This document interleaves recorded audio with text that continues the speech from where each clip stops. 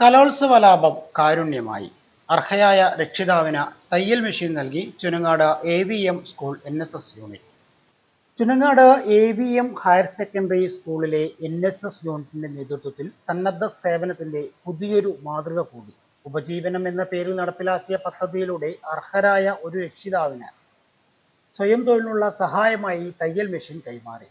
School PTA president Shanoj Babu മെഷീന്റെ വിതരണോദ്ഘാടനം നിർവഹിച്ചു.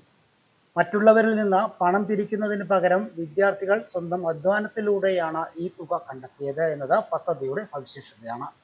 കഴിഞ്ഞ കലോത്സവ വേളയിൽ NSS വളണ്ടിയർമാർ നടത്തിയ ഫുഡ് കൗണ്ടർ ഉൾപ്പെടെയുള്ള പ്രവർത്തനങ്ങളിൽ നിന്ന് ലഭിച്ച ലാഭവിഹിതമാണ് ഒരു കുടുംബത്തിന് തണലാകുന്ന ഈ ഉപജീവന മാർഗം ഒരുക്കുവാൻ വിനിയോഗിച്ചത്. School principal Saju T Varghese ചടങ്ങിൽ അധ്യക്ഷത വഹിച്ചു. NSS programme officer Sangeetha, Girish, Jayasree തുടങ്ങിയവരും അധ്യാപകരും വളണ്ടിയർമാരും ചടങ്ങിൽ സംബന്ധിച്ചു. പഠനത്തിനൊപ്പം തന്നെ സാമൂഹിക പ്രതിബദ്ധതയോടുള്ള കാരുണ്യ പ്രവർത്തനവും വളർത്തിയെടുക്കുന്ന NSS വളണ്ടിയർമാരുടെ ഈ പ്രവർത്തനത്തെ നാട്ടുകാരും അധികൃതരും അഭിനന്ദിച്ചു.